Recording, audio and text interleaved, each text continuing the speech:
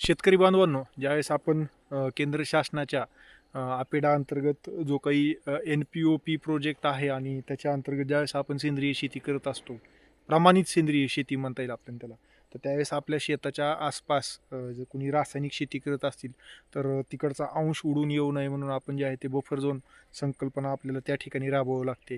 तर त्याचा एकदम उत्कृष्ट असा नमुना जो आहे तो ह्या ठिकाणी आपल्याला मागे दिसत असेल की एकदम जबरदस्त असा 2 लाईनमध्ये जे आहे ते बफर झोन या ठिकाणी केला आहे. तर ते कशा पद्धतीने केला आहे त्याची माहिती घेऊ. तर जांभळे काका, तुमचं पूर्ण नाव आणि तुमचा मोबाईल नंबर सांगा.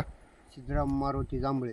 माझा मोबाईल नंबर बर्दापूर, राहणार बर्दापूर, तालुका अंबाजोगाई, जिल्हा बीड.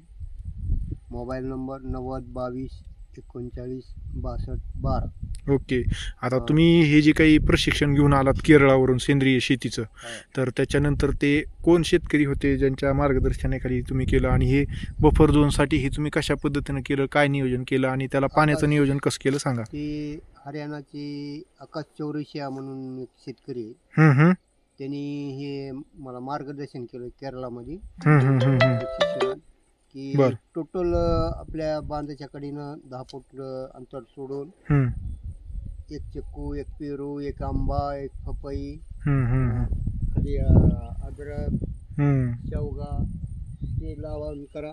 म्हणजे आपल्याला पूर्ण एवढ्या एकरमध्ये जे उत्पन्न निघणार नाही ते हे ह्या 10 फुटाचं उत्पन्न निघाल. बरोबर आहे. आणि बांधाच्या कडनं चिक्कू कायम चालू राहणार. बरोबर आहे. पेरू कायम चालू राहणार. हो. पेरूच्या सीझन मध्ये, आंब्याच्या सीझन मध्ये आंबा, हो. जांभळीच्या सीझन मध्ये जांभळ, हो. नारळ कंटिन्यू चालू राहणार. तिकडे नारळ आहेत. हो. 20 झाडं नारळाची आहेत, जांभळीची आहेत 10 झाडं. बरोबर आहे. ते पूर्ण असं बफर झोन जर केलं एक एकरचं, हो, तर एक आपल्याला कुठलंच हे राहणार नाही. आपल्या शेतीवर पक्षी थांबे लावायला, आपल्याला मधमाशी कायम राहणार ह्याच्यापाशी. बरोबर आहे.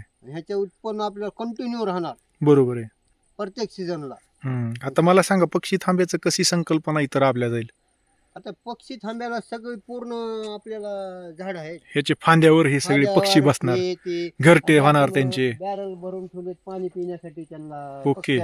पाणी पिण्यासाठी. बरोबर आहे. थांबा, पाणी इथंच खा. हो. मधमाशीला बी पाणी इथंच आहे. बरोबर आहे. इथं महवळ आहे अजून आपल्यापाशी. वा वा, कुठे आहे इथं बसलेलं.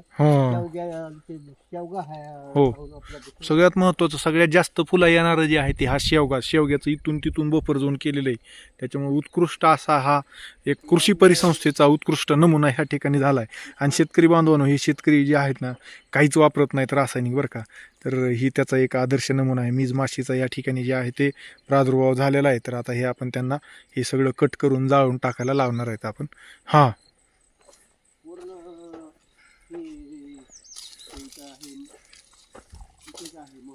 ओके. नाही, राहू द्या ते राहू द्या. ओके. तिथं बसलंय का? छान. म्हणजे पाण्याची उपलब्धता. पूर्ण विक्री चालू आहे की अजून. बर. ओके. तर अशा पद्धतीनं आपण सेंद्रिय शेतीसाठी जे आहे ते हे बफर झोन, आपण इतका मोठा पट्टा जो आहे तो आपला तयार झाला आहे. असाच पट्टा तिकडं सुद्धा झाला आहे. आणि या ठिकाणी जे आहे ते अशा पद्धतीनं NPOP प्रमाणे सेंद्रिय शेती जी आहे ते हे ह्या बफर झोनच्या माध्यमातून शेतकरी महोदय जे आहे ते करतायत. ते एक तर ॲडिशनल बेनिफिट प्लस बफर झोनचा, हे दोन्ही गोष्टी या ठिकाणी साध्य होत आहेत. आणि सगळ्यात महत्त्वाचं, कृषी परिसंस्था जी आहे ती या ठिकाणी अबाधित राहण्यासाठी ह्याचा मदत जी आहे ते ह्या ठिकाणी होत आहे.